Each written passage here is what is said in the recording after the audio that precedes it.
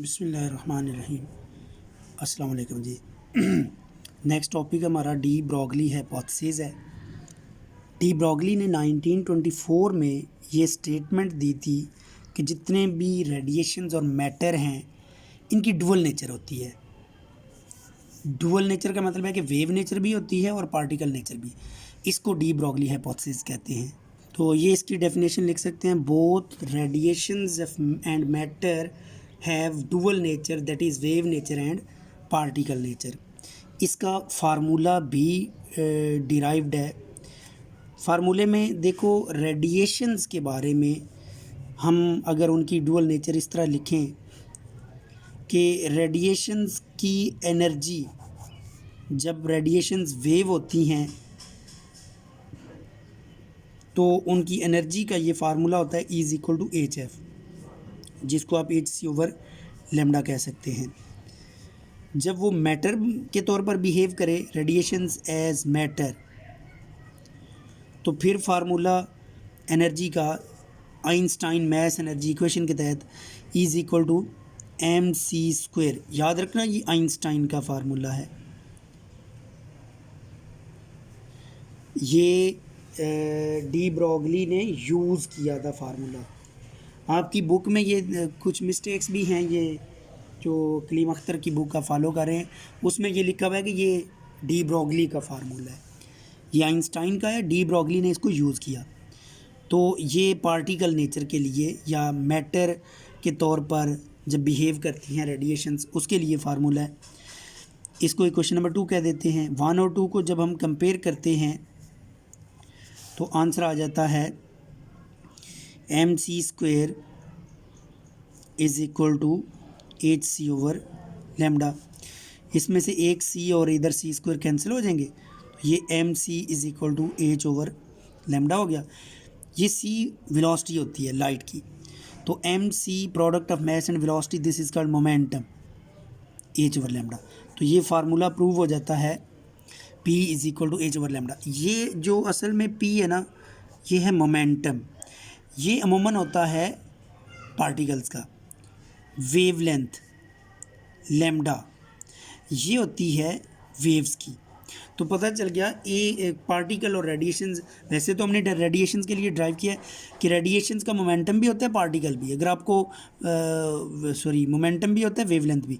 अगर आपको वेवलेंथ का पता हो तो आप उसका मोमेंटम फाइंड कर सकते हैं, यानी पार्टिकल नेचर की जो प्रॉपर्टी है। और अगर मोमेंटम का पता हो तो वेवलेंथ फाइंड करते हैं, जो कि वेवलेंथ एक वेव नेचर की प्रॉपर्टी है। तो हम ये कह सकते हैं कि रेडिएशंस की वेव नेचर भी है और पार्टिकल नेचर भी है। फॉर मैटर, मैटर के लिए अगर आप लिखना चाहें एज वेव, जब मैटर ने वेव के तौर पर बिहेव करना है तो उसके लिए यही formula p is equal to h/λ use करेंगे। एज पार्टिकल जब वो मूव करेगा, पार्टिकल बिहेव करेगा, तो उसके momentum p is equal to mv के फार्मूले से फाइंड कर सकते हैं। तो यहाँ से बेसिकली ना हमने लैम्डा को h/p लिख लेना होता है। तो ये लैम्डा उस चीज़ की गारंटी है कि उसकी वेवलेंथ है, यानी वेव नेचर है। और p इक्वल टू mv ये पार्टिकल्स का होता है मोमेंटम, तो ये उसकी पार्टिकल नेचर है। तो इस तरह हम कह सकते हैं मैटर और रेडिएशंस हैव डुअल नेचर।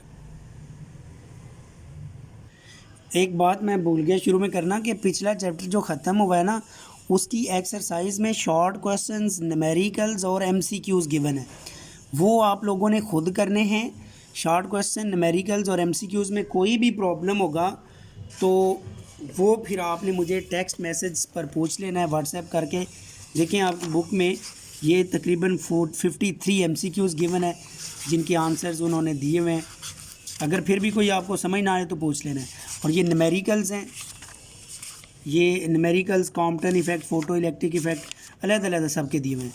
तो ये प्रॉब्लम्स आपने करने हैं सारे, इसकी एक्सरसाइज कंप्लीट आपने करनी है जी। इसके बाद टॉपिक है Davisson and Germer experiment. Davisson और जर्मर ने मिलकर इलेक्ट्रॉन की डायफ्रैक्शन को प्रूव किया था। तो डायफ्रैक्शन तो अमूमन प्रॉपर्टी होती है वेव्स की। तो इलेक्ट्रॉन अगर डायफ्रैक्शन शो कर रहा है, इसका मतलब है इलेक्ट्रॉन वेव है। तो बेसिकली ये एक्सपेरिमेंट है wave nature of electron. Electron क्योंकि मैटर है तो आप इसकी जगह मैटर भी लिख सकते हैं, यानी मैटर की वेव नेचर का ये एक्सपेरिमेंट है। ये पेपर में जिस तरह भी पूछा जाए कि explain wave nature of matter या डेविसन जर्मर एक्सपेरिमेंट के नाम से या इलेक्ट्रॉन डायफ्रैक्शन आ जाए, उसमें हमने इलेक्ट्रॉन की डायफ्रैक्शन इस तरह प्रूव करनी है कि यहाँ पर जी ये एक्सपेरिमेंटल अरेंजमेंट है कि आपने एक फिलामेंट को बैटरी लगानी है तो फिलामेंट ने हीट पैदा करनी होती है। ये हीट आगे कैथोड लगा हुआ है, इसको मिलेगी, कैथोड से इलेक्ट्रॉन्स निकल आएंगे बाहर। ये इलेक्ट्रॉन्स ट्रैवल करेंगे आगे इधर, क्योंकि ये बैटरी का पॉजिटिव टर्मिनल एनोड के पास है, ये एनोड है, एनोड ने पॉजिटिव टर्मिनल ने इन इलेक्ट्रॉन्स को खींचना है। तो जब ये इधर पहुंचेंगे, यहाँ पर जगह जगह पर सुराख हैं, इन होल्स में से इलेक्ट्रॉन्स बाहर आ जाएंगे। जो इलेक्ट्रॉन्स बाहर आएंगे उनके पास जो काइनेटिक एनर्जी होगी उसका फार्मूला ये वाला potential V multiplied by charge of electron. Electron को जब इस तरह मूव करवाया जाए ना, पोटेंशियल देकर आगे एक्सेलरेट करवाएं, तो उस वक्त वो एक्सेलरेटिंग पोटेंशियल और चार्ज को मल्टीप्लाई करेंगे इलेक्ट्रॉन को, तो इसकी काइनेटिक एनर्जी का आंसर आ जाएगा। ये इसके सामने, इलेक्ट्रॉन के सामने मैंने निकल क्रिस्टल रख दिया है। जब ये निकल क्रिस्टल से हिट होता है तो ये स्कैटर होगा, यानी किसी और डायरेक्शन में री एमिट होगा, एब्जॉर्ब होकर। ये देखा गया कि 65 डिग्री पर ये सबसे ज़्यादा यहाँ पर डिटेक्ट होता है। असल में ये डिटेक्टर मैंने लगाया है। डिटेक्टर का काम ये होता है कि इसने जो इलेक्ट्रॉन्स डिटेक्ट होते हैं ना, उनको कन्वर्ट कर देता है करंट में, और ये करंट हम नोट कर लेते हैं। जितना ज़्यादा करंट होगा उतने ज़्यादा इलेक्ट्रॉन्स यहाँ पर डिटेक्ट होंगे। ये देखा गया कि ये जो पोटेंशियल है ना, पोटेंशियल और इस करंट का अगर ग्राफ, ये वाला पोटेंशियल ये वाला पोटेंशियल और ये वाला करंट, अगर इनका ग्राफ ड्रा किया जाए ना, तो ये ग्राफ इस तरह का आता है करंट और पोटेंशियल का। ये पोटेंशियल चेंज करते जाओ, करंट चेंज होता जाएगा। पहले करंट बढ़ता है, एक वक्त आता है पीक वैल्यू ऑफ करंट हो जाती है, और फिर करंट कम होता है। तो वो जो पीक वैल्यू ऑफ करंट जिस पोटेंशियल पर आए वो 54 वोल्ट है। इसका मतलब होता है कि 54 वोल्ट पर मैक्सिमम डायफ्रैक्शन होती है इलेक्ट्रॉन्स की, तो इसलिए हमने इसको 54 वोल्ट पर ऑपरेट करना है। और दूसरी चीज़ कि ये डिटेक्टर चारों तरफ लगा होता है, ठीक है। तो जिस जगह पर ज़्यादा करंट डिटेक्ट होगा ना, उस जगह पर इलेक्ट्रॉन्स मैक्सिमम पहुँचे हैं, तो इसका वो एंगल आपने चेक करना है। वो देखा गया 65 डिग्री पर मैक्सिमम इलेक्ट्रॉन्स इधर पहुँचे जब पोटेंशियल 54 वोल्ट था। तो इस एक्सपेरिमेंट में इलेक्ट्रॉन्स का यहाँ पर आ जाना ये शो करता था इलेक्ट्रॉन की डायफ्रैक्शन हुई है, इसलिए इधर आया। और अगर उसकी डायफ्रैक्शन हुई है फिर तो वो वेव है। तो उसकी वेवलेंथ को कैलकुलेट करने का फार्मूला हमारे पास, डायफ्रैक्शन का फार्मूला मौजूद है। अच्छा, अगर मैं वो इलेक्ट्रॉन किसी भी चीज़ की डायफ्रैक्शन होगी तो उसके लिए हम ब्रैग्स लॉ यूज़ करते हैं, यूजिंग ब्रैग्स लॉ, जो एक्स-रे डायफ्रैक्शन के लिए अमूमन हम यूज़ करते हैं। ब्रैग्स लॉ के मुताबिक 2d sin theta is equal to n lambda. ये जो हमें करंट मिला है ना 65 डिग्री पर, 0 डिग्री से अगर स्टार्ट होकर आहिस्ता आहिस्ता इधर आते जाएं और करंट नोट करते जाएं, तो ये मैक्सिमम करंट मिलता है हमें 65 डिग्री पर। उसके तो ये फर्स्ट ऑर्डर डायफ्रैक्शन है, यानी यहाँ पर पहली दफ़ा जिस एंगल पर ज़्यादा से ज़्यादा करंट मिलेगा वो फर्स्ट ऑर्डर डायफ्रैक्शन है। वहाँ पर n की वैल्यू 1 रखेंगे। और नोट करना कि आपकी बुक में ये फार्मूला भी गलत लिखा हुआ है, ये 2 नहीं लिखा हुआ, और बुक में 2-3 वैल्यूज़ भी गलत हैं। वो जो मैं आपको लिखवाऊंगा वही आपने, मसलन एंगल उन्होंने 65 डिग्री की बजाय 50 डिग्री दिया हुआ है, वो भी गलत है। अच्छा, अब ये n 1 पुट कर देंगे तो 2। ये जो d है ना, ये इंटर एटॉमिक डिस्टेंस है निकल क्रिस्टल्स का, ये 0.91 इंटू 10⁻⁻10 मीटर्स में होगा, या इसको 91 पिकोमीटर आप कह सकते हैं। अगर मैं पिकोमीटर्स में ये पुट करता हूँ 91 और साइन 65 डिग्री, तो n की जगह 1, तो यहाँ से लैम्डा का आंसर निकलता है 165 पिकोमीटर। अब ये तो ब्रैग्स लॉ जो डिफ्रैक्शन का लॉ है ना, उसने आंसर निकाला इलेक्ट्रॉन की वेवलेंथ का। डी ब्रॉगले की बात अगर सच्ची थी तो डी ब्रॉगले के हाइपोथेसिस से भी यही आंसर आना चाहिए। डी ब्रॉगली हाइपोथेसिस के मुताबिक lambda is equal to h over m v होता है।